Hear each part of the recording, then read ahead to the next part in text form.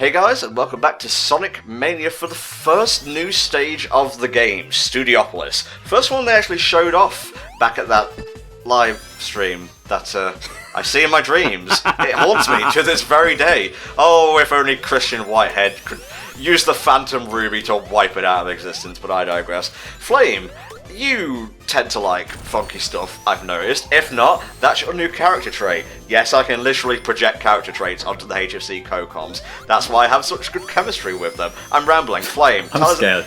Tell us a little bit about Studiopolis, mate. Studiopolis is probably my favourite of the new stages. It's just got that vibe where it's like got the bright, charming, colourful nature of it without really being overwhelming in that sense. So you just get to appreciate all the like TV like little features, little camera enemies, which I think are really cool. There's some cool like shadow light effects as well, which are really funky. I love it. Yeah, and I actually really dig the like film studio aesthetic. It may not seem like that at first, but once you get into Act 2, which combines with sort of like a casino night, carnival zone sort of thing, it really starts to pop. Yeah, I believe this is... Yeah, this should be Special Stage 3. This is the one that is kind of notorious for like starting to give people trouble. Special Stage 2 is fine, but here you definitely have to get used to jumping across the track, cutting corners as much as possible, and for the love of God, keep an eye on your ring count, because that thing drains faster than you might realise at first. It does, yeah, and it's also being cautious not to like spend too much time dwelling on like things that you can skip. Like there, you got to jump the corners, you got to not jump overly too much because jumping seems to slow you down. So it's like which way is the quickest? Is it quickest to cut the corner here, or like you just want to be on the ball with the entire layout, and it can take some memorization to a certain degree. And like any good racetrack, there are multiple routes. I may just be describing, I don't know, something like Mario Kart there, but I'm trying. Okay, I'm not a professional NASCAR commentator. They don't pay me for that. Gotta get some more Sonic R practicing just yet. Yeah. I'm amazed they never made a Sonic R2, because, well, let me just phrase this by saying, Sega don't usually have good track records with, approving well thought out design ideas for Sonic. That was, my brain was trying to phrase that in the kindest way possible, and I just ended up sounding like I have, I don't know, some kind of disease. Yeah, when basically you could have just gotten away with they approved Sonic Boom, they were stupid idiots for that. Oh my god. Richie with the sauce, Jesus. You could have made it so much easier on yourself, Tom. I adore the Studiopolis theme, by the way. Hot take, I may actually prefer Act 2's theme more. I disagree. But like what I do appreciate with Studiopolis' theme is that it sounds like the most CD-esque of like the new ones, in that it uses the vocal samples. It likes throwing in, that sort of quirky sound to it that, like, I will say flat out, I fucking love Sonic CD, so any little nod to that I'm going to appreciate. Now, see, I'm not a big fan of CD, because I find the level design a bit clunky and confusing, especially when you got to use it in conjunction with maintaining speed to go to, like, the past or the future or whatever, and there's a thick, meaty vein, if you will, to give you a horrible image there, of CD's level design and just, like, core and ideas running throughout Sonic Mania, and that's fine. It was Christian Whitehead and his team who helped make the game. It's obvious what they, would take influence from. But I feel it's done better here, like it's more focused, there's a greater emphasis on speed, and I don't know, it's... The focus of Mania just seems a lot better than the eclectic mess that CD was, honestly. Oh, see, I think you're missing the reason why I like CD. I like CD because, like, I get the vibe that the level designers were actively trying to fuck with me, and I find that funny. Alright, here we go. The first of the hard-boiled heavies. This is, Heavy Bomber, I think. You gotta blow the blue missiles back while dodging the red ones. Actually, a little bit harder than it looks. I don't know. I'm not sure whether or not I'm a fan of the physics in these sections. Yeah, it's kind of weird that you're on that automated track. Like, it's sort of, I guess they're maybe going for the sort of advanced 2-ish kind of approach if you're always running that, but I don't know, again, same, I'm kind of mixed on this. I guess it's just a case of once you realise you got to pay attention to the blue ones, then it kind of works itself out for me. Yeah, the hardboiled heavies are charming enough, but if I had one criticism of Mania, is that I don't think they do enough with them, and also they just kind of disappear in the end. And also, you don't actually fight the leader of the hardboiled heavies in Sonic or Tails campaigns. That's saved for Knuckles, and that's fine. You want to give him something unique like Mecha Sonic to fight, like he did in 3 and K, but it's a nitpick. I will phrase what is a nitpick and what is a honest criticism as we go through this, because, you know, Sonic games are very easy to dogpile on when it comes to criticism, and I just got tired of that in recent years. Like, it's so boring to just sit there and listen to someone go, oh, Sonic's never been good, and if you honestly think that, I'm gonna make a rare generalization and say, you might just be a retard. Well, see, the thing for me is that, like, there's two kinds of, like, giving Sonic a load of flack. There's the ones where it's someone who clearly doesn't really follow Sonic, who has seen like a few Sonic games and just made the generalized judgment there, and that's annoying. That's the sort of like, I want to play this Sonic game for easy views on my Let's Play channel, I can just meme it up. You probably know who I'm talking about. Oh, okay. I didn't realise it was going to come out like this, Flame. You keep your discourse close to your chest, I see. Yeah, fuck you, Tom. Then there's the other ones where I can tell it's a Sonic fan who has combed through everything about the game over and over and just like comparing them from one to the other. Like, even if that is like insanely nitpicky, I still like seeing people go through like that.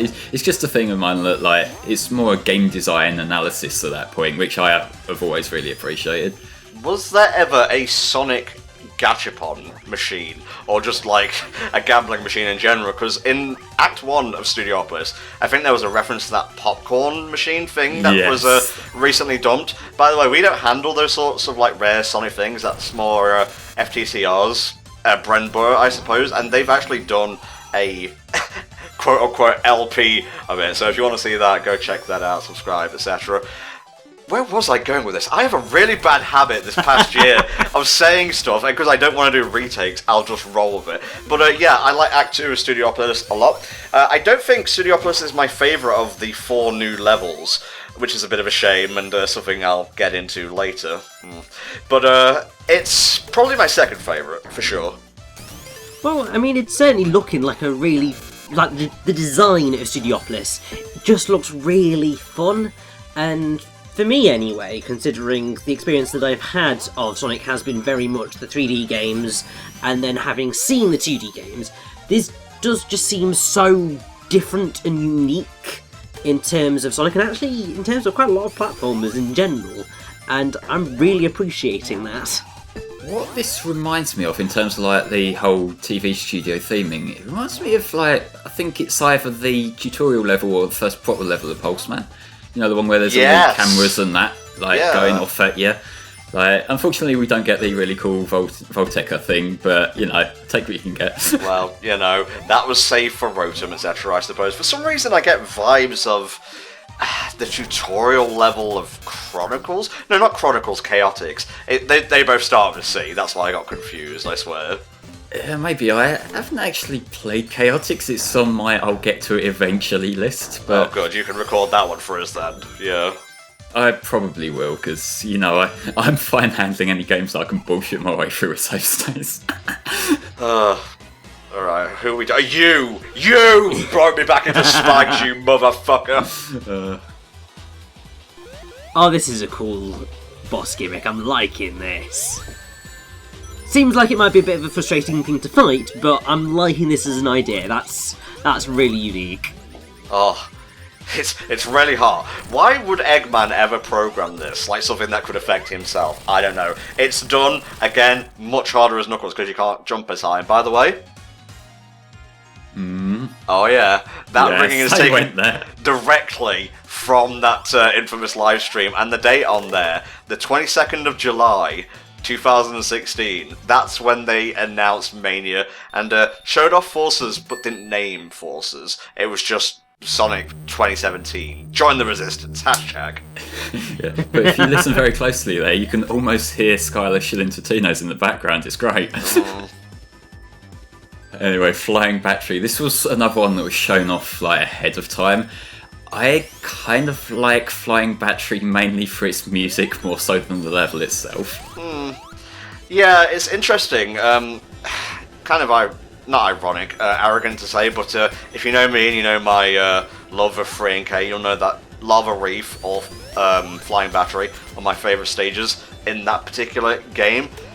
And I've heard a lot of criticism about Flying Battery in Mania, and like people didn't like it, there was too many bottomless pits, etc, etc. And I don't know, I enjoyed it a lot. It's not my favourite classic level in the game. I'm honestly not sure what that would be, but it's definitely not in like the bottom 3 or anything.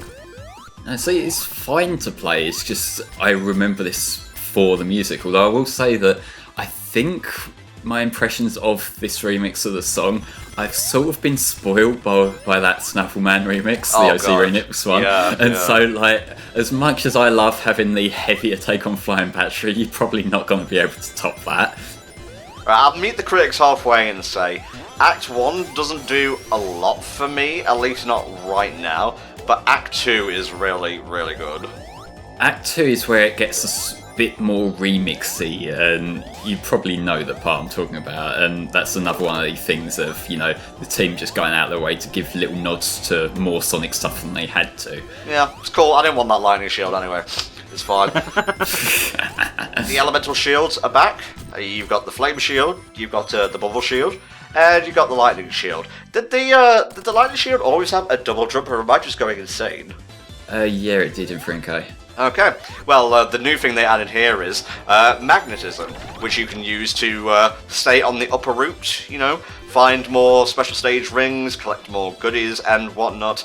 These things are the spawn of the devil, and they can go die. I don't know, they just anger me for some reason. Well, Tom, that'd be because they get in the way. Yep, absolutely true, mate. Anything that gets in my way needs to be destroyed. I'm sorry, maybe that's communism, but that's just the way I feel. I just know how you feel about me, Tom. Well. You're a filthy capitalist pig, what can I say? The Invincibility theme, not bad. Not my favourite song on the soundtrack, which, by the way, I can't believe we have not brought him up yet. T. Lopes deserves a fucking Grammy, or whatever the video game equivalent is, for his work on this soundtrack. Not every track is a 10 out of 10. Some of them are a bit more basic than I was expecting. Like, the Flying Battery stuff left me a little bit underwhelmed, even if it's a great piece of music at its core. But even just a really good remaster is better than a poor remix, I think. And I want him back for the next 2D Sonic game. Oh, you know. Normally, I would say maybe get Tomio Otani, but after Forces, which admittedly I did warm up to in regards to the soundtrack, is that the actual Flying Battery? I think it might very well be, yes. I never found that back in the day in the original game. I thought it was just an urban legend and whatnot, but no, it's just there going back and forth. A Flying Battery alludes to a flying battery of guns, essentially. Yes. Another thing young Tom64 couldn't quite grasp back in the day. It's one of them things that at the time you just sort of take it for what it is, really, isn't it? Yeah. But yeah, regarding the music, I really do like the soundtrack. I remember when I first heard T. Lopes was going to be working on it, like, I was really excited about that, because like, I've been following his remixes and that on YouTube for quite a while. Like, he's got this absolutely beautiful Starlight Zone remix on his channel, which is fantastic. I love Starlight Zone. I think it's like probably the only track in the PAL version of the Sonic 1 soundtrack that actually benefits from running at 50 Hz, and it just makes it more chill. Wow, that was a boss. Yeah, very much was a boss. Really irritating as Knuckles, because he can't jump properly, so you have to really get lucky when he jumps there. If you don't have a lightning shield, what you're meant to do there is like dodge and wait for the walls to push the garbage together enough so you can jump up. but it's fine. I guess it had a preset crush limit. Anyway, alright, let's rock it in Act 2, and this is where Flying Battery gets really good. That fucking drop into the Act 2 theme always gets me. One thing that I do feel I need to bring up, my point of contention with the shields in this game, which isn't going to affect you because you're playing like a scrub here, but when you have these, you can't use the really cool drop dash that they brought in this game. Alright. I love the drop dash. I haven't seen you use it at all, and I know you've said you don't use it, and that's bothering me a little bit, I will say. Well, stay triggered, Plebalab. Well, tell you what, since you brought it up, explain. Oh my god. It's fucking Wing Fortress. This is so great. It is Wing Fortress, a little nod there. But the drop dash, when you're in midair, you can jump again, and when you land, it will put you immediately into a spin dash, and it can give you like this massive boost of speed that's so much more practical than just manually charging up a spin dash. And I use it a lot. I also use it a bit of Forces as well, which I know a lot of people have complained about Classic, but we'll get to that when we get to it. Oh, don't worry. When we do Forces, I'll make sure not to use the drop dash either. Well, you're going to be playing that live, so I will be yelling at you in real time for it. Oh, but please do. Drama obviously increases the YouTube views and ad revenue that comes with the views. Let's get right into the news. Oh man, there's something hilarious coming up here. I usually would have edited it out, but just due to the way that, you know, I said I'm going to show you Emeralds 1, 3, 5, and 7, so I didn't really have a choice what with autosave and whatnot. Oh, it don't matter, we're back inside now. Who cares? Who gives a shit? But what it was building up to in that section there, you see the storm outside. Oh yeah. That is a little nod to, I believe it's called Skybase, one of the levels from the Master System version of Sonic 1, which, like, them games, I wasn't expecting them to get any sort of canonical nods at all, because, like, they're basically forgotten about at this point, but, like, I did get a legitimate smile on my face when I first saw that storm kicking off there, because I knew right away that that's what they were going for. Mm-hmm. Well, you know, Sonic 1 for the Master System was my first Sonic game, so it's kind of cliche to say, but a lot of, like, good memories and feelings just came rushing back there, so if Mania's, like, main goal was to elicit actual human emotion, raw, unkempt, out of control emotion, then it succeeded. And, well, Forces will do something similar, although maybe in a different kind of way. With all this fucking emotion, do we even need Detroit? Yeah. Oh my god, I want someone to edit in Omega into that. Just take his model from Forces or something. Yeah, that would be pretty spectacular. With regards to, actually, to be fair, I can't exactly remember what the point I was going to bring up was, but it was something along the lines of, I would quite like to see the team behind this game return for the next 2D Sonic game, like all of them, and for Sega to actually give them the chance to, you know, do fully their own thing, because yes, part of the way that I see Mania is sort of similar to Star Wars The Force Awakens, in the sense of there's elements of playing it safe, because there's the perception of Sonic has been in a rough place for a while, and there needed to be a sort of safe game to be able to bring some people back into the fold, and make them think, oh, actually, it's safe again to enjoy. And I think that might have informed part of Sega's thinking of, we want there to be new stuff, but we really desperately need people to see that there are people still capable of doing the Sonic that seems to be so lusted after by the fans. Yeah. And now that they've had this kind of watershed moment, they can then move forward and think, well, okay, they've proven with the kind of classic stuff that they can succeed, and also people actually quite liked the newer levels as well. Yeah. Let's give them a shot at doing a completely new 2D Sonic game. And I hope that that's the thing that actually happens, because it certainly seems, from everything that I've seen to do with Mania and the reception of Mania, that the teams certainly deserve that. it says a lot about Sonic Team's, like, just thought process, that their immediate reaction, like for Forces, was to bring back classic Sonic. Because I think they were trying to have all their eggs in one basket there to try and please everyone at once. And to be fair, as I'll go into it when we do the LP, 2/3 of that game are pretty serviceable.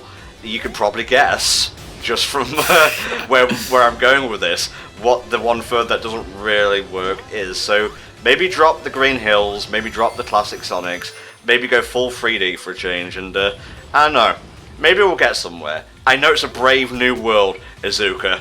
There's no guns there. There's no, where's that damn fourth Chaos Emerald? But we'll get through this together. Just me and you. Follow me. Oh yes.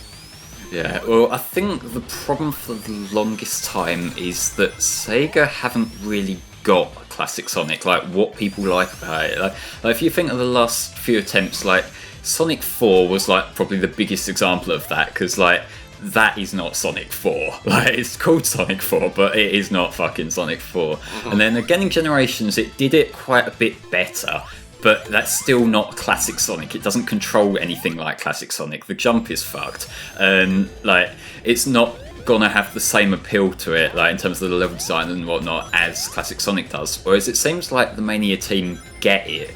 Like there's a few problems I have with level design that I'll talk about in later parts where it becomes more apparent. But it seems like for the most part, everything here that they set out to do works. And the reception kind of confirms that. And I know what we're coming up to. Yeah, I just wanted to be cool, okay? But no. Good fucking job there. That's quite impressive. In addition to, like, the rain and the storm weather and whatnot, those things were also in Skybase Zone in the Master System Game Gear version of Sonic 1, so, I don't know, I felt mixed emotions about, you know, a relic from my youth tossed me back into a bottomless pit during a part of the recording session where I literally could not redo it or do a retake without restarting the entire game. And granted, we're not too deep into the game, but that wasn't the point. I was enraged. I'm fucking lazy, that's what I'm saying. Yeah. A lot of people have trouble with that for some reason. Just hold the direction Sonic's running. This is basic 2D Sonic gameplay, guys. You don't get to snark immediately after you died, I hope you realise. Oh, I think you'll find it's my channel, and I can and I will snark if I want to. Yeah, but you have me on to bitch back. But yeah, like, I would say I appreciate the still more so here than in Sonic 1, because here it doesn't completely flicker the screen the whole time and really hurt my eyes. Okay, just have to say this. I enjoy this boss.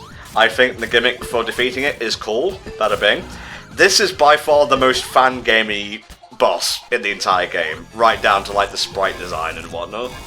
I don't necessarily say that. I don't like this boss much. I find it quite fiddly to line up you launching yourself off the thing. Why did you launch yourself into the same hazard twice? I don't know. Like, I wanted to. Yeah, okay. But it can take a little while, and it just makes it that bit more annoying if you accidentally mistime the shot. And yeah, it's just a few too many things to line up for my liking. But yeah. Yeah, pro tip. Try swing up for like a second or two before you launch yourself forward. That will usually prevent you from flying directly into the spikes. Yeah, and also try not to stand too far to either side as it's going up, because them spikes will crush you, and you will have to start again. It's not nice. Damned. So what do you think of El Spino Magnifico, Richie? Certainly an interesting boss design. It's not as fun as the Mean Bean Machine boss, but from the looks of things, I don't think many things will be quite as good as the Mean Bean Machine boss fight. So that's a fair assessment, I think, because that was just pure fun. Yeah, but I mean, as an idea, this isn't half bad. I think it's probably just slightly flawed because the second you have to use spikes for anything, you're always asking for trouble. Yeah, I can agree with that. It's dead now. Don't have to put any more thought into the commentary. The part is over. He had a little jetpack. Oh, that was adorable. Really? Just gonna sandbag that? Okay, well, fuck me then, and we'll see you next time for part 3 of Sonic Mania. Goodbye.